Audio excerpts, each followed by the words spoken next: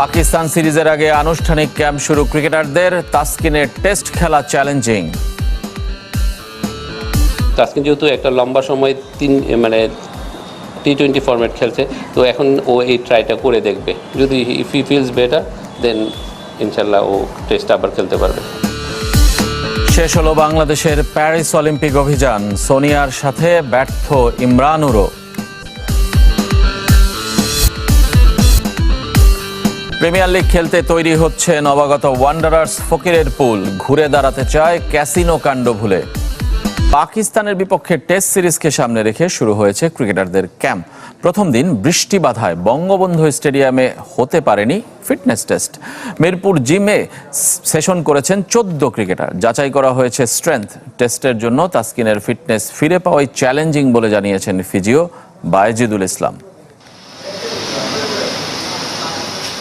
রাতভর বৃষ্টি থামেনি সকালেও। প্রকৃতির কাছে অসহায়, তাই বাধ্য হয়ে পরিকল্পনায় বদল। কথা ছিল বঙ্গবন্ধু স্টেডিয়ামে হবে ক্রিকেটারদের ফিটনেস টেস্ট, কিন্তু শেষ পর্যন্ত ট্র্যাক অ্যান্ড ফিল্ডে নামা হয়নি। ভরসা মিরপুরের হোম অফ ক্রিকেট, তবে সেখানেও বৃষ্টির বাধা।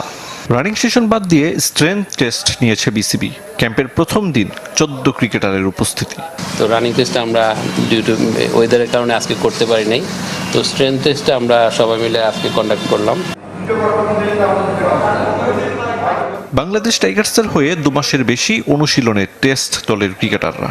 এ দলের হয়ে কেউ কেউ অস্ট্রেলিয়া সফর করেছেন, তাই ম্যাচ ফিটনেস নিয়ে ভাবনা কম। দীর্ঘদিন পর টেস্ট ফরম্যাটে ফিরতে চাওয়া তাসকিনের উপর বাড়তি নজর রাখছে ক্রিকেট বোর্ড। তাসকিন অবশ্যই অ্যাভেলেবল আছে, কিন্তু বোলিং ওয়ার্কলোড টেস্ট ম্যাচ খেলতে হলে লম্বা সময় বল করতে হয়। এগুলি আস্তে আস্তে বিল্ড আপ করে তারপরে খেলতে হয়। তো তাসকিন যেহেতু একটা লম্বা সময় টি-20 ফরম্যাট খেলছে, তো এখন ও এই ট্রাইটা করে দেখবে। যদি ইফ হি ফিলস বেটার দেন ইনশাল্লাহ ও টেস্ট আবার খেলতে পারবে। টেস্ট ক্রিকেটকে বিদায় জানিয়েছেন মাহমুদুল্লাহ। এ ফরম্যাট থেকে দূরে মোস্তাফিজও। তাহলে কেন পাকিস্তান সিরিজের ক্যাম্পে? এটা এরকম না যে টেস্ট প্লেয়ারদের জন্য শুধু, এটা অ্যাকচুয়ালি বাংলাদেশ ন্যাশনাল টিম প্লেয়ারদের জন্য। এখানে ধরুন কথা মুশফিককে আজকে আপনারা হয়তো দেখেন নাই এখানে, কিন্তু মুশফিকও কিন্তু এই টেস্টটা অলরেডি অ্যাপিয়ার করে গেছে। ফিটনেস টেস্ট বলেই ছিলেন না কোচিং স্টাফের বেশিরভাগ সদস্য। তবে রোববার শুরু হতে যাওয়া স্কিল ট্রেনিংয়ে উপস্থিত থাকবেন সবাই। বৃষ্টি বাধা হলে অনুশীলনের জন্য ভরসা ইনডোর। 17 আগস্ট 2 টেস্টের সিরিজ খেলতে পাকিস্তান যাবে টিম বাংলাদেশ। আরিফুল ইসলাম, চ্যানেল 24, ঢাকা। প্যারিসে শেষ হলো বাংলাদেশের অলিম্পিক অভিযান। একে একে 5 অ্যাথলেট শেষ করলেন মিশন। সবাই শূন্য হাতে ফিরছেন।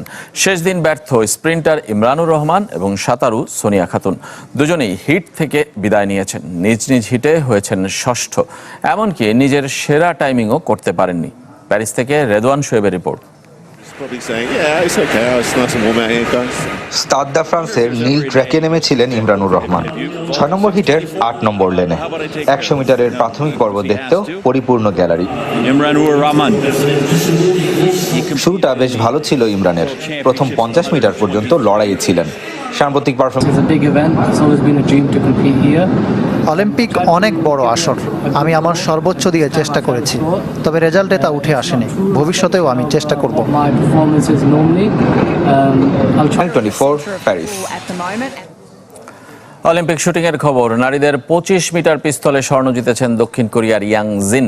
তিনি হারিয়েছেন স্বাগতিক শুটার ক্যামিলি জেদজেস্কিকে। দুজনের পয়েন্ট ছিল সমান 37 করে। এরপর শুট অফে ফরাসি শুটারকে হারিয়ে দেন 21 বছর বয়সী ইয়াং জিন। লন্ডন অলিম্পিকের পর এই ইভেন্টে প্রথম স্বর্ণ জিতল দক্ষিণ কোরিয়া। আর 31 পয়েন্ট নিয়ে ভেরোনিকা মাজর জিতেছেন ব্রোঞ্জ। এই ইভেন্টে অলিম্পিকে হাঙ্গেরির প্রথম পদক। তবে আলোচিত ভারতীয় শুটার মানু ভাকের হয়েছেন চতুর্থ।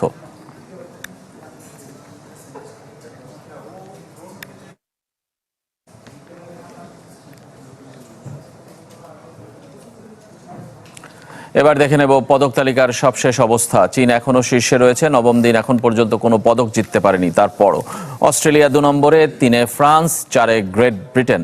যুক্তরাষ্ট্র ও দক্ষিণ কোরিয়ার স্বর্ণ সমান 9টি।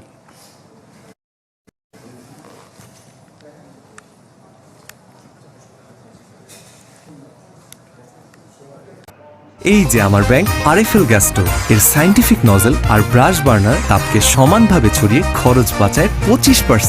আরএফএল গ্যাস স্টোভ, নিরাপদ ও গ্যাস সাশ্রয়ী। বাংলাদেশের বিপক্ষে টেস্ট সিরিজের আগে শাস্তির মুখে পড়তে যাচ্ছেন বাবর আজম, শাহিন শাহ আফ্রিদি। শৃঙ্খলা ভঙ্গের প্রমাণ পেয়েছেন পিসিবি চেয়ারম্যান মহসিন নাকভি। এদিকে টাইগারদের প্রচ্ছন্ন হুমকি দিয়ে রেখেছেন পাকিস্তান কোচ জেসন গিলেসপি। ইংল্যান্ডের মতোই বাজ বল ক্রিকেট খেলতে চায় মেন ইন গ্রিন। শুরুটা করেছিল ইংল্যান্ড।